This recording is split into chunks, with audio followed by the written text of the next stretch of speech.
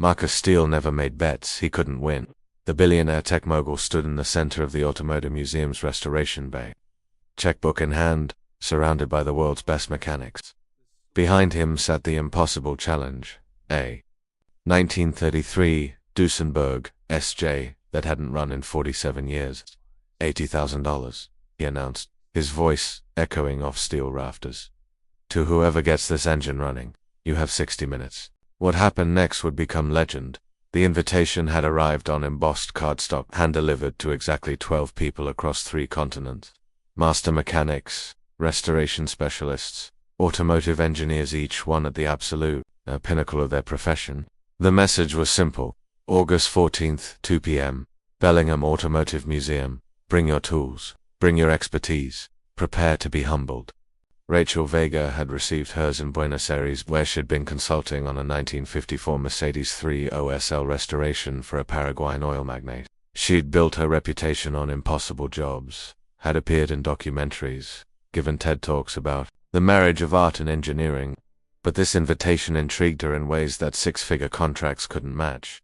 Now she stood among the 11 others in the museum's climate-controlled restoration bay, a space that smelled of brass polish and old money. The room was spectacular, floor-to-ceiling windows overlooking Puget Sound, vintage racing posters in museum-quality frames, rolling toolboxes that cost more than luxury sedans. Everything about the space screamed precision, excellence, obsession. Marcus Steele entered like a man accustomed to commanding attention without demanding it. 42 years old, silver at his temples despite his youth, wearing a charcoal suit that probably cost more than Rachel's car. He moved with the casual confidence of someone who'd built a tech empire before his 30th birthday and now collected toys that appreciated faster than stocks. "Thank you for coming," he said, his voice carrying that particular timbre of education and authority. "I know you're all busy. I know your time is valuable. That's why I've made this worth your while." Commanding attention even in silence. Its long hood stretched forward with predatory elegance, chrome exhaust pipes spilling from the side like organ pipes. The cream and burgundy paint was faded and crazed with age, yet still hinted at its former glory. Dust and time couldn't hide the presence modern machines could never imitate. "Bought it at auction 3 months ago," Steele said, circling the car with slow appreciation in his voice. Previous owners stored it in a Montana barn for 47 years, and started it once in 1978, then parked it for good. He died last year, and his kids found it under a tarp, not knowing what they had.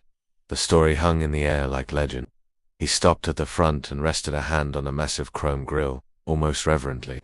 The engine, he explained, was a straight 8, 6.9 liters, supercharged, a mechanical titan of its era. When new, the car cost $20,000. When houses sold for $3,000, it had once been the fastest, most exclusive automobile in America.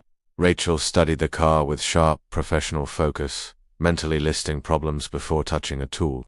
Old gasoline would have turned to varnish, gumming up the fuel system beyond recognition.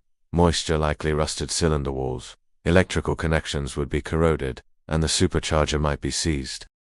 5 minutes to examine the vehicle before the clock started. Around the Duesenberg, tension began building like static before a storm. Rachel moved first, pulling a small flashlight from her pocket as others formed a loose circle around the car. 12 alpha personalities, each used to being the smartest in the room, now forced into direct competition.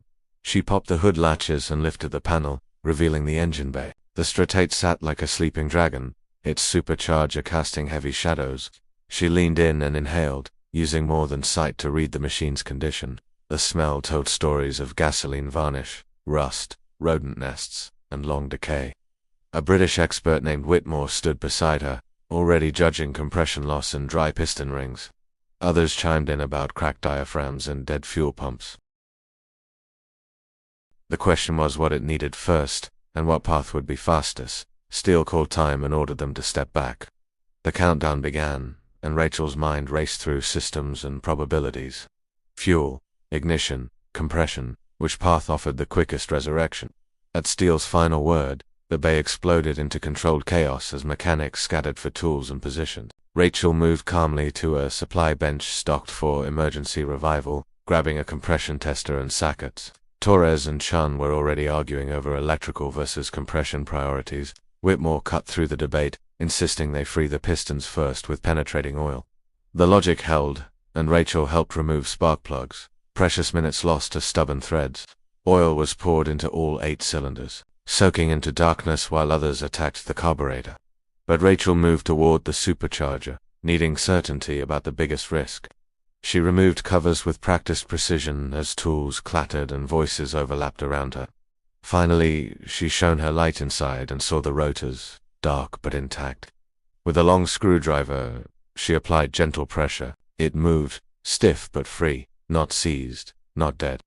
Relief surged through her, and she called out the news despite competitive instincts. Torres appeared beside her, hope flickering as Chun bypassed a fuel tank underneath the car. Teamwork began forming naturally, survival overriding ego as complexity sank in. Whitmore rebuilt the carburetor, Torres cleaned jets, Rachel replaced points and reset ignition gaps. Systems came back online piece by piece as Steele announced time slipping away. A female mechanic named Kozlov set ignition timing while Rachel talked in fresh spark plugs. Chun rigged a gravity-fed fuel supply, and a modern battery was installed. The pace quickened, but Rachel called for a pause before first start. They ran a systematic check: oil coolant, connections, intake, exhaust, supercharger belt. They filled it and slowly rotated the engine by hand, counting revolutions like a ritual. Time drained away as Steele moved closer, now genuinely interested. Final checks snapped into place with military precision. Each mechanic at a station, Raisha slid into the driver's seat, leather creaking, steering wheel massive in her grip. Her hand closed around the ignition key as the entire room held its breath. Sound off, Rachel called, voice steady despite the weight of the moment, eyes still on the gauges, and her hand resting near the throttle. Chun confirmed fuel flow was clean with no leaks. Torres reported strong battery voltage and solid ignition connections. Kozlov said timing was locked to factory specification. Whitmore assured oil level was good and the supercharger reservoir was full. Around the car, 11 mechanics formed a loose circle, no longer rivals but a team. Steele stood at the front, checkbook visible in his jacket pocket, expression giving nothing away. Rachel drew in a breath that felt heavier than any she'd taken all day and turned the key. The starter mode engaged with a harsh grinding whine, the huge engine turning slowly against stubborn compression. One revolution passed, then another, and a single cylinder coughed to life with a puff of blue smoke. "Give it throttle," Chun shouted as the engine stumbled on the edge of existence. Whitmore cracked the carburetor, butterfly valve, and fresh air and fuel rushed in. The engine coughed again, harder, more cylinders trying to fire while the starter strained and battery voltage dipped. Everything balanced on a knife edge between failure and triumph. Then, all 8 cylinders caught at once with a thunderous roar that shook the steel rafters. The sound rolled through the bay like distant artillery, deep and mechanical and alive. The Duesenberg shuddered on its wheels, the whole chassis vibrating with restrained power. Rachel feathered the throttle carefully, feeding just enough fuel to keep the engine breathing. Smoke poured from the exhaust as decades of residue burned away in a harsh cloud. The oil pressure needle climbed slowly, hesitated, then steadied at 40 pounds, a sight that made shoulders drop in relief. They hadn't destroyed the bearings, the gamble had worked. Still, the engine ran rough, missing on cylinders and whining angrily through the supercharger. "Adjust the mixture," Rachel called, eyes flicking between gauges and the trembling hood. Whitmore leaned in with a screwdriver, making minute turns while listening with trained ears. The idle smoothed slightly, weak cylinders beginning to join the rhythm. Chun appeared at the window, grinning wildly, declaring victory too soon. Rachel knew better. They needed a self-sustaining idle without her nursing the throttle. Torres watched the temperature gauge as heat slowly crept into the block, metal expanding, tolerances shifting back toward life. Minute by minute the engine settled, rough edges softening. The supercharger's harsh grind eased into a strained but steady whine. Steele checked his watch and admitted he was impressed, though something in his tone suggested he'd expected this outcome all along. Rachel carefully eased off the throttle and the RPM dipped, wavered, then steadied on its own. She reduced input again, and the engine protested but held. Finally, she lifted her hand completely. The Duesenberg kept running, imperfect but alive, a living echo of another era. The mechanics erupted high fives and laughter breaking through grease and exhaustion. Whitmore's reserve cracked into a grin. Kozlov wiped tears. Younger techs beamed like kids. Rachel sat still for a second, just listening to the engine's uneven but steady song. She stepped out, and the group gathered around, voices overlapping as they replayed the frantic hour. Steele approached with a checkbook, and silence gradually returned. He noted they had time to spare and reminded them the prize was for one person. "Who turned the key?" he asked. Rachel started to speak, but Whitmore cut in, saying it had been all of them. Torres pointed out Rachel's oil pressure save. Others named Whitmore, Chun, and more, each arguing someone else deserved it. No one claimed the prize, and Rachel saw Steele watching closely, as if this moment mattered most. The debate grew until he raised a hand. His voice softened as he spoke of rebuilding a Shelby Cobra at 19 and the pride in his father's eyes when it finally ran. He described losing his father months later and how that car remained a memory he'd never sell. The room stayed silent except for the rumbling straight. The challenge, it seemed, had always been about more than money. He said he bought the Duesenberg to recapture that feeling but lacked the skills to revive it alone. So he created this test, inviting the best mechanics to see if they would compete or collaborate. He wrote a check and tore it free, holding it up. The number wasn't 80,000, it was 960,000. 80,000 each, Steele said. Every contribution had mattered, from fuel bypass to ignition to that oil warning. One by one, he handed checks to stunned mechanics.